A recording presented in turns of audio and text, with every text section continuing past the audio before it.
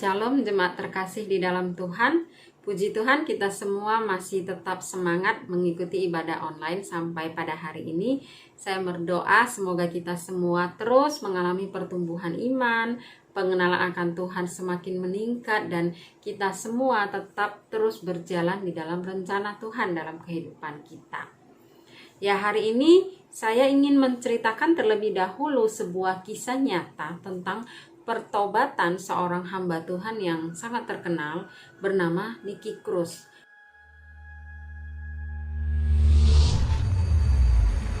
I'm raised in New York City.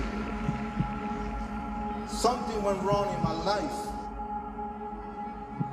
I never choose to be what I was. My life of crime was very serious. Why? If things can happen like this,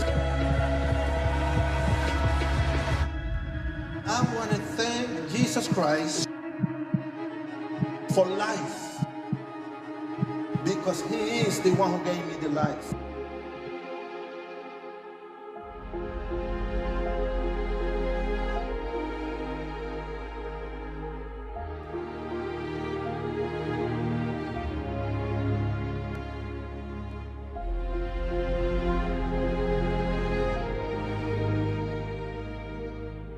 Mungkin ada di antara Bapak Ibu yang pernah mendengar kisah ini. Nicky Cruz ini lahir di sebuah kota bernama Puerto Rico. Dan ketika saya membaca kisah ini, saya lihat luar biasa bagaimana Tuhan memproses kehidupan Nicky Cruz ini ya. Jadi Nicky Cruz ini berasal dari keluarga yang orang tuanya itu melakukan praktek ilmu sihir. Dan Nicky Cruz sejak masa kecilnya dia itu sudah mengalami penganiayaan mental dan fisik yang sangat berat dari ayah dan ibunya.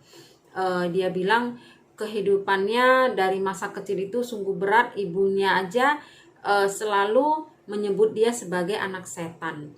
Jadi masa kecil yang dialami oleh Nicky Cruz ini benar-benar kelam, benar-benar gelap, seperti tidak ada harapan. Dan ketika Nicky Cruz berusia remaja, orang tuanya mengirim dia pergi ke kota New York untuk tinggal bersama kakaknya. Dan di kota New York itu dia tinggal di daerah yang lingkungannya kumuh, dan di situ Nicky bergabung dengan sebuah gangster yang cukup jahat ya. Dan setelah beberapa bulan bergabung, si Nicky ini menjadi ketua geng tersebut. Nama gangster tersebut adalah Mau Maus. Dan ketika mereka pergi kemana saja, orang-orang ketakutan karena berbagai tindak kejahatan kriminal mereka lakukan. Nicky Cruz sendiri berkata bahwa pada saat itu dia merasakan kepuasan yang sangat besar ketika dia melihat orang-orang disakiti. Ketika dia menyakiti orang-orang, dia merasakan hatinya sangat puas. Nah, kehidupan Nicky saat itu benar-benar hancur, benar-benar gelap, tidak ada harapan, tidak ada cahaya. Dia tidak mengenal yang namanya cinta. Dan suatu hari Nicky Cruz bertemu dengan seorang hamba Tuhan yang bernama David Wilkerson. David Wilkerson ini datang ke daerah tersebut.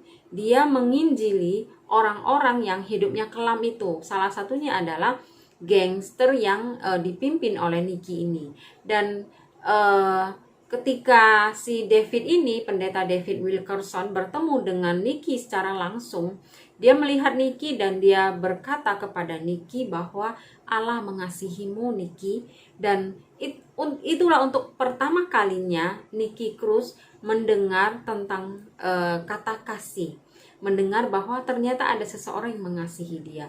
Tetapi saat mendengar kalimat itu, meskipun terkejut, kaget, tetapi Nicky juga ada perasaan marah. Dia langsung memukul pendeta itu dan dia menyuruh pendeta itu pergi, jangan ngomong apapun kepada dia lagi. Dan saat itu si pendeta David ini berkata kepada Nicky, kamu boleh memotong semua bagian dari tubuhku, tetapi setiap bagian-bagian itu pun akan selalu mencintaimu. Dan hari itu Niki pulang, dia merasa sangat gelisah. Dia bertanya-tanya, benarkah Allah mengasihi dia? Dan tidak lama setelah itu pendeta David ini datang ke tempat itu lagi. Dia mengadakan sebuah kebaktian yang bisa dibilang kayak KKR ya, kebaktian kebangunan rohani. Dia mengirim bus untuk menjemput anggota-anggota gangster yang dipimpin oleh Niki ini. Dan Niki juga hadir di sana. Ketika pendeta David Wilkerson berkhotbah, saat itu Niki dijamah oleh Tuhan secara luar biasa. Dia tiba-tiba merasakan hidupnya begitu kotor, dia merasa hidupnya begitu berpenuh dengan dosa, begitu kelam, tidak ada harapan. Tetapi dalam khotbahnya itu, Niki menemukan sebuah pengharapan di mana dia merasa begitu dikasihi oleh Tuhan. Dan hari itu juga Niki bertobat. Dia memutuskan untuk menerima Tuhan sebagai juru selamat saat pendeta David Wilkerson mengadakan altar call. Dan Bapak Ibu, saat itu juga selain Niki Cruz, ternyata beberapa anggota gangster yang dia pimpin itu mereka juga bertobat. Setelah peristiwa pertobatan itu, Niki bersama anggotanya yang bertobat, mereka pergi ke kantor polisi menyerahkan semua senjata yang mereka pergunakan selama ini untuk melakukan tindak kriminal. Dan setelah itu sebenarnya polisinya bingung gitu lah, kok apa yang terjadi, kok bisa ya gitu. Nah setelah itu Niki memutuskan untuk masuk ke sebuah sekolah teologi. Dia masuk ke sebuah sekolah Alkitab dan di sana dia belajar tentang firman Tuhan. Dan setelah selesai, Niki kembali ke kota New York, di wilayah yang tempat itu dia memutuskan untuk melayani. Dia mendedikasikan hidupnya untuk melayani orang-orang muda di sana, anak-anak remaja yang hidupnya dulu juga seperti dia pada masa dulu gitu. Dia menginjili mereka dan banyak orang yang bertobat. Dan salah satu yang bertobat adalah ketua gangster yang baru yang menggantikan posisi Niki setelah dia bertobat.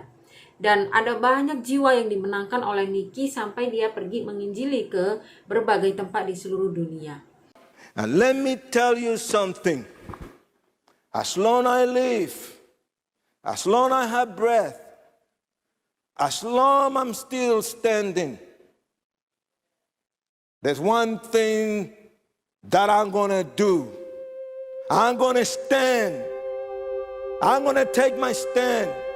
I'm going to do my best, whatever I can with the opportunity that is given to me. But I'm going to be right there in the front line for Jesus Christ. And I'm going to believe that through the power of the Holy Spirit, every one of us, if we believe, I want you to open the book of Acts and start walking through the pages of the book of Acts. We don't have too much time. Time is short. These generations are getting evil. Evils are everywhere. Walk through the pages of the book of Acts. Believe that the power of the Holy Ghost is in us, that our body is temple of the Holy Spirit, that our mouths confess the name of Jesus Christ. Take a stand. Do your best.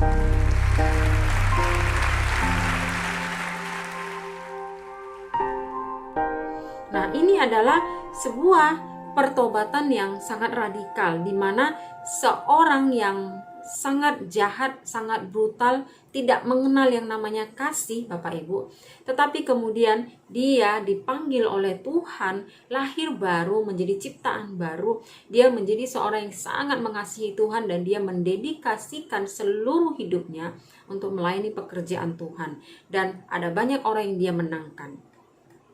Tetapi mengingat latar belakang kehidupan pahit yang dialami oleh Niki ini, saya berpikir dan saya yakin perjalanan iman Niki ini pasti tidak mudah, karena dia mungkin masih dipengaruhi oleh berbagai masa lalu dalam kehidupannya yang buruk, yang mungkin membuat dia pasti harus terus berjuang melawan begitu banyak sisi kedagingan manusia yang lama yang pasti masih melekat di dalam dirinya. Dan dalam perjuangannya itu dia harus terus-menerus diperbaharui. Bapak Ibu, saya berkhotbah hari ini tentang menjadi ciptaan baru yang diperbaharui. orang yang sudah dilahirkan kembali menjadi ciptaan baru harus terus-menerus diperbaharui sampai mencapai kesempurnaan dalam Kristus. Nah, hal-hal apa saja yang harus dilalui oleh orang-orang percaya yang sudah menjadi ciptaan baru? Yang pertama, orang yang sudah menjadi ciptaan baru harus benar-benar memahami apa sesungguhnya arti menjadi ciptaan baru. Banyak orang, sebagian besar mungkin ya, salah memahami arti menjadi ciptaan baru. Mereka berpikir bahwa ketika kita sudah percaya Tuhan, sudah menerima Tuhan sebagai Tuhan dan Juru Selamat, kemudian dibaptis, maka mereka sudah menjadi ciptaan baru dan sah menjadi pengikut Kristus, lalu selesai sampai di situ saja. Memang benar Bapak Ibu, setelah kita lahir baru, memberi diri, menerima Yesus sebagai Tuhan dan Juru Selamat, kita sudah menjadi pengikut Kristus dan menjadi ciptaan baru. Tetapi sesungguhnya hidup kita tidak berhenti sampai di situ saja. Menjadi ciptaan baru udah selesai menjadi orang Kristen. Tidak sedangkal itu Bapak Ibu. Orang-orang mungkin mulai berpikir, yang penting saya tidak pernah absen dalam ibadah hari Minggu. Tidak lupa ya sekali-sekali ikut terlibat dalam pelayanan. Nah, menjadi ciptaan baru sebenarnya memiliki arti yang lebih luas daripada itu. Bukan hanya sekedar kita sah menjadi orang Kristen, ataupun sekedar kita puas dengan kita terdaftar menjadi anggota di salah satu gereja lokal. Nah, saya ingin kita belajar dari seorang laki-laki dalam Alkitab bernama Nikodemus. Dalam kitab Yohanes pasal 3 ayat 1-7 kita akan baca bersama-sama. Si Nikodemus ini adalah seorang pemimpin agama Yahudi yang masuk dalam kelompok orang Farisi. Dan Yesus sendiri bahkan menyebut Nikodemus ini sebagai seorang pengajar Israel. Oke, saya akan mengajak kita untuk membaca bersama-sama. Yohanes pasal 3, kita mulai dari ayat 1. Percakapan dengan Nikodemus. Adalah seorang Farisi yang bernama Nikodemus, seorang pemimpin agama Yahudi. Ia datang pada waktu malam kepada Yesus dan berkata, "Rabi, kami tahu bahwa engkau datang sebagai guru yang diutus Allah. Sebab tidak ada seorang pun yang dapat mengadakan tanda-tanda yang engkau adakan itu, jika Allah tidak menyertainya." Yesus menjawab katanya, "Aku berkata kepadamu, sesungguhnya jika seorang tidak dilahirkan kembali, ia tidak dapat melihat kerajaan Allah." Kata Nikodemus kepadanya, "Bagaimanakah mungkin seseorang dilahirkan kalau ia sudah tua? Dapatkah ia masuk kembali ke dalam rahim ibunya dan dilahirkan lagi?" Jawab Yesus, "Aku berkata kepadamu, sesungguhnya jika seorang tidak dilahirkan dari air dan roh, ia tidak dapat masuk ke dalam kerajaan Allah. Apa yang dilahirkan dari daging adalah daging, dan apa yang dilahirkan dari roh adalah roh. Janganlah engkau heran, karena aku berkata kepadamu, kamu harus dilahirkan kembali." Ya, di ayat terakhir tadi yang kita baca, ayat ke-7, Yesus dengan tegas mengatakan kepada Nikodemus bahwa Nikodemus harus dilahirkan kembali. Artinya dia harus dilahirkan kembali untuk menjadi ciptaan baru. Nah, apa artinya menjadi ciptaan baru? Di 2 Korintus pasal 5 ayat 17 kita bisa membaca bersama-sama. 2 Korintus 5 ayat 17 berkata seperti ini. "Jadi siapa yang ada di dalam Kristus, ia adalah ciptaan baru. Yang lama sudah berlalu, sesungguhnya yang baru sudah datang." Nah, Nikodemus adalah seorang pengajar Israel. Yesus mengatakan itu kepada Nikodemus. Dan dia itu adalah seorang pemimpin agama Yahudi yang notabene mereka adalah sekelompok orang yang mengatur bagaimana orang Israel bisa secara taat menjalankan semua hukum-hukum Tuhan, hukum-hukum Taurat. Dari 10 hukum Taurat yang kita tahu itu sama mereka itu dijabarkan menjadi ratusan hukum. A sampai Z, wah banyak sekali hukum-hukumnya. Dan Nikodemus adalah pemimpin dari agama Yahudi itu. Alkitab tidak mengatakan dia seorang yang jahat. Saya berpikir dia pasti seorang yang juga taat kepada hukum-hukum itu ya. Nah, si Nikodemus yang seorang pengajar Israel yang menjalankan hukum Taurat secara ketat, Yesus sendiri mengatakan kepadanya bahwa dia harus dilahirkan kembali. Jadi dilahirkan kembali ini menjadi ciptaan baru adalah hal yang sangat penting untuk kita orang percaya alami sendiri. Nah, di ayat 2 Korintus 5 ayat 17 tadi dikatakan yang lama sudah berlalu, sesungguhnya yang baru sudah datang. Saya menggarisbawahi kalimat yang lama sudah berlalu. Nah, ini berarti segala hal tentang diri kita yang lama sebelum kita mengenal Yesus, sebelum kita lahir baru, semua hal itu sudah lewat. Harus kita tinggalkan. Apa saja hal-hal itu? Banyak sifat-sifat kedagingan kita, kesombongan kita, lebih suka melakukan hal-hal yang berdosa, lebih banyak mengandalkan kemampuan kekuatan diri sendiri, suka membenarkan diri sendiri, lebih mencintai diri sendiri, dan banyak sifat-sifat kedagingan yang lain.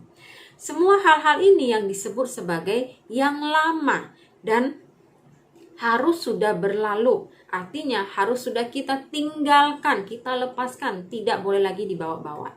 Kemudian selanjutnya kalimatnya dikatakan sesungguhnya yang baru sudah datang. Artinya hidup kita hanya melakukan hal-hal yang memberi kemuliaan bagi nama Tuhan.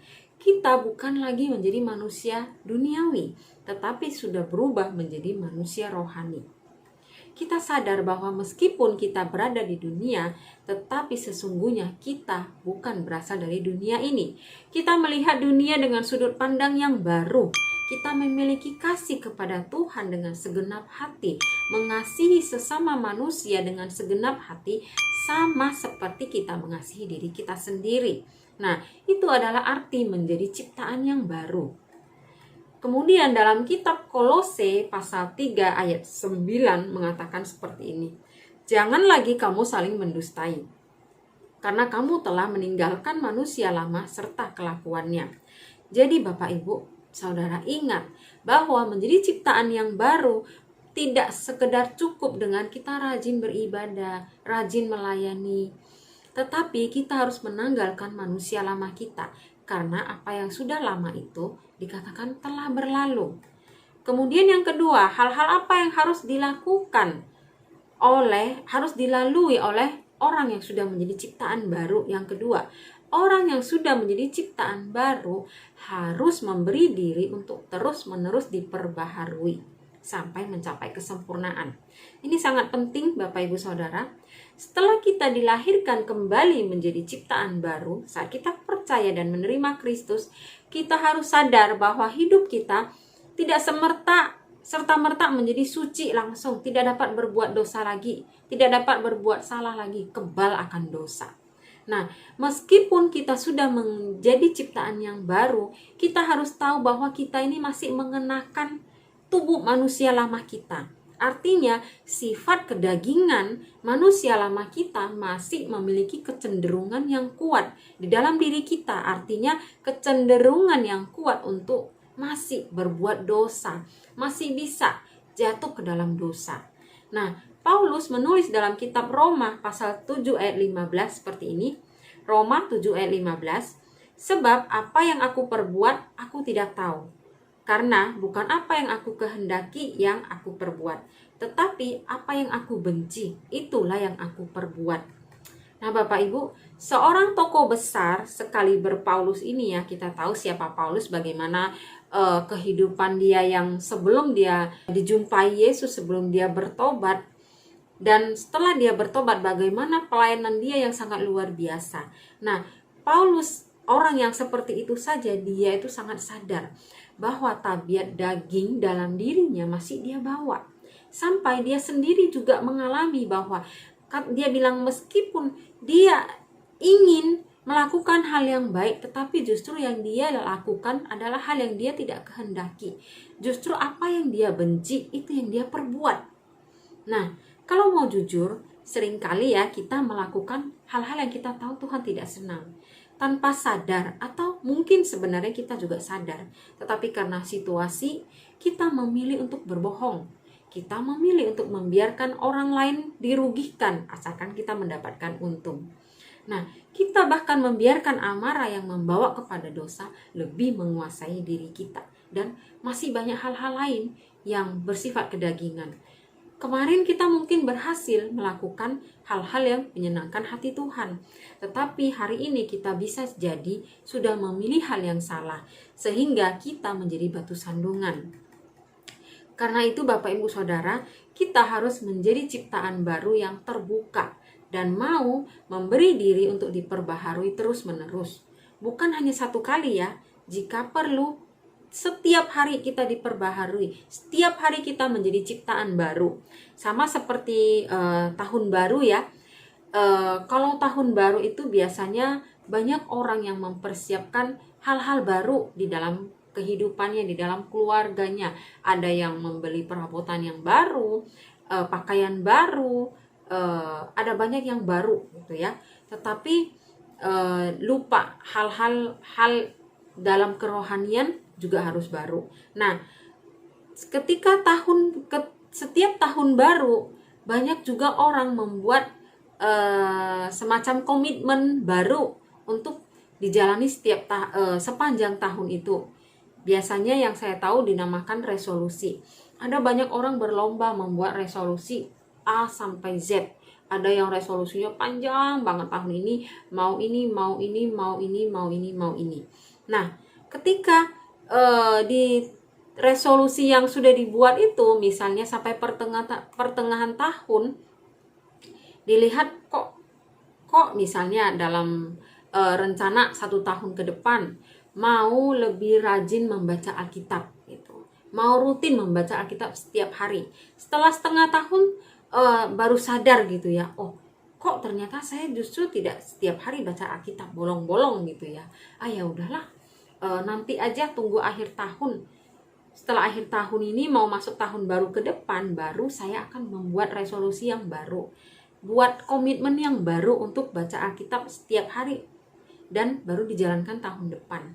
Nah, kita jangan seperti itu Bapak Ibu. Tahun baru itu harus kita alami setiap hari.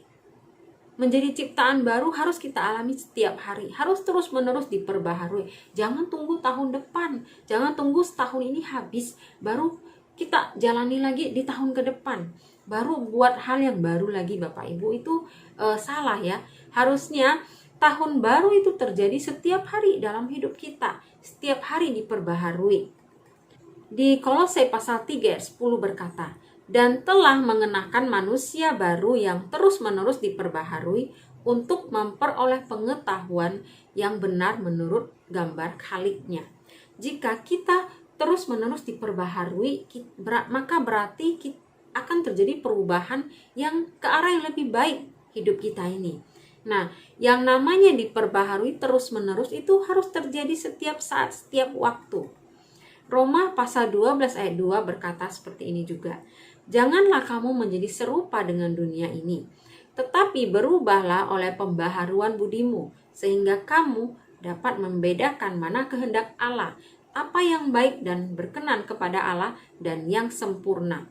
Nah, kata pembaharuan dalam ayat ini menggunakan kata metamorfosis. Kata ini biasa dipakai dalam biologi ya Bapak Ibu ya, dalam ilmu biologi. Nah, kita mengenal yang namanya ulat. Nah, ulat itu kalau kita lihat ulat berasa jijik geli gitu ya, karena jelek gitu ya. Tetapi kemudian ulat akan mengalami proses, dia akan berubah menjadi kepompong. Nah, dari kepompong, ulat kemudian akan berubah lagi menjadi seekor kupu-kupu yang cantik. Nah, siapa yang tidak suka dengan melihat kupu-kupu? Kupu-kupu itu begitu cantik, begitu indah, penuh warna-warni, terbang di antara bunga-bunga. Wah, kalau lihat kupu-kupu itu rasanya senang gitu ya, karena cantik gitu. Padahal kupu-kupu sebelum dia menjadi kupu-kupu yang cantik itu, dia hanya sebuah ulat yang jelek, kita nggak mau lihat gitu ya. Nah, artinya ada perubahan ke arah yang lebih baik. ulat kerjaannya itu hanya merusak tanaman, merusak daun, dia gigitin sampai bolong-bolong gitu ya. Tetapi setelah dia berubah menjadi kupu-kupu, dia bertugas membantu penyerbukan tanaman. Nah, itu tadi kata pembaharuan ya, memakai kata metamorfosis. Kemudian ada kata budi, pembaharuan budi. Nah, kata budi memakai kata nous yang berarti pikiran, pengertian, kesadaran.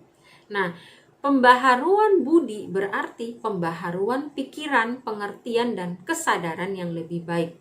Tuhan ingin pikiran, pengertian, dan kesadaran kita terus-menerus diperbaharui.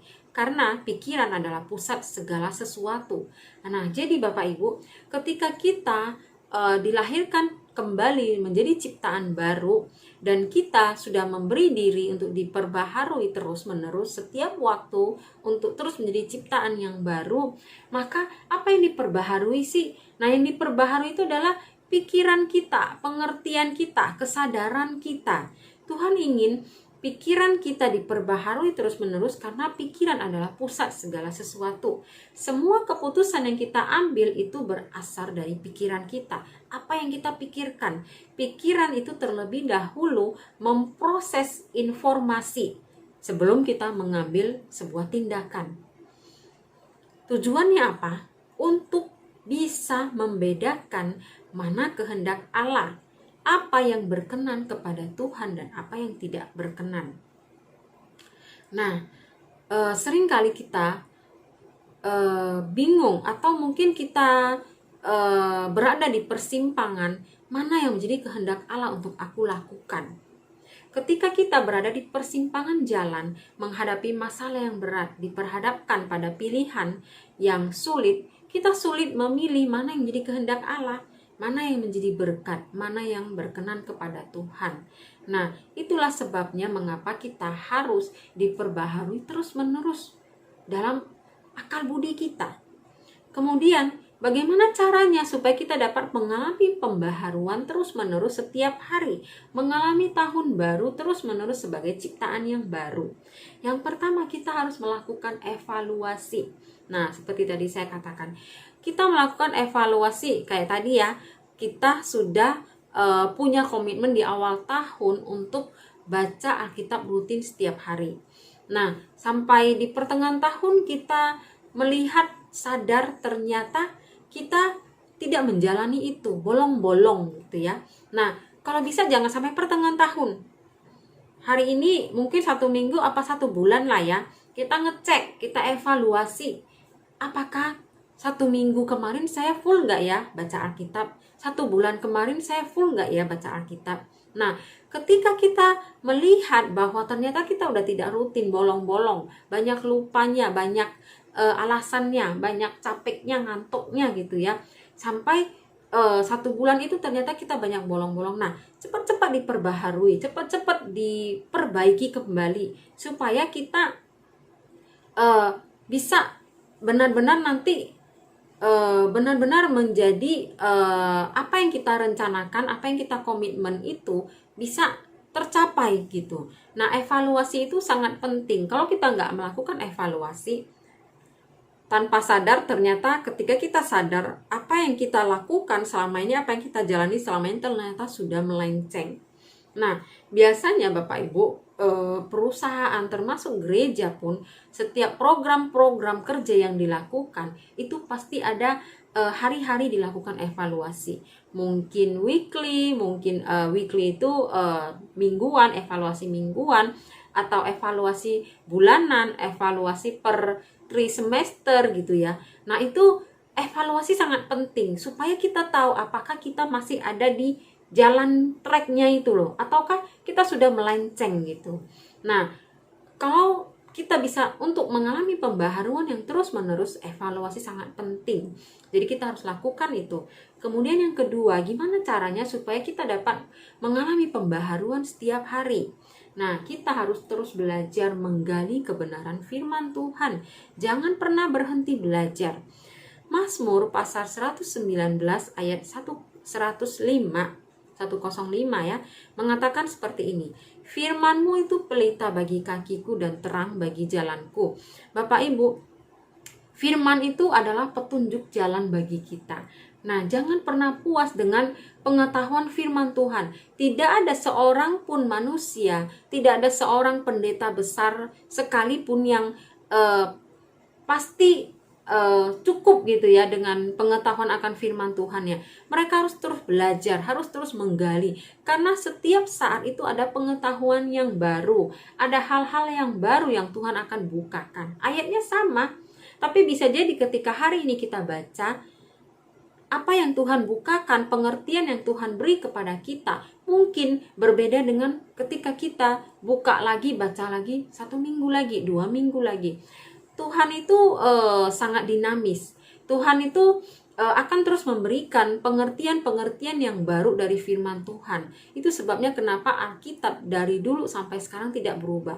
Tidak berubah, memang yang berubah itu kemasannya, bentuknya, covernya berubah, tetapi isinya sama. Dan ketika orang membaca firman Tuhan, masing-masing akan mendapatkan pengetahuan-pengetahuan yang baru, pengetahuan-pengetahuan. Si A dapat rema A, si B dapat rema B. Masing-masing Tuhan bicara. Jadi kita harus terus menggali firman Tuhan, kita harus terus belajar, jangan bosan. Dan itu yang membuat kita akan terus menerus dibaharui ketika kita memiliki pengetahuan firman Tuhan yang semakin dalam. Nah, kemudian tadi yang ketiga, apa saja yang harus dilalui oleh orang-orang yang sudah menjadi ciptaan yang baru.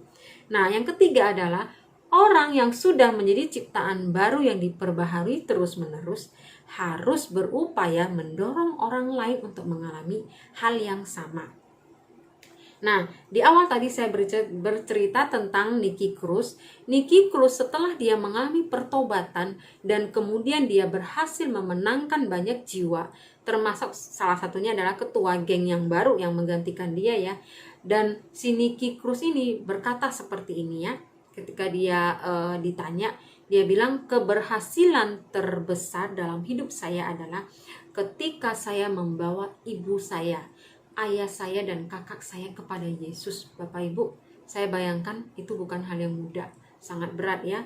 Dari keluarga yang mempraktekkan ilmu sihir, orang yang pikirannya gelap, hatinya gelap, hidupnya sangat gelap, tetapi Nicky Cruz berhasil dipakai oleh Tuhan untuk membawa kedua orang tuanya dan saudaranya untuk percaya kepada Yesus. Itu hal yang sulit, tetapi Tuhan memakai si Nicky Cruz ini ya.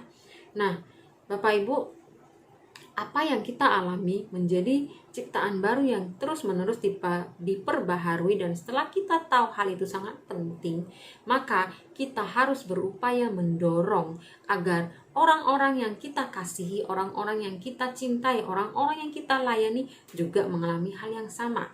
Jangan puas dengan cukup menjadi orang Kristen, terima Tuhan udah cukup gitu. Kita juga harus mendorong mereka.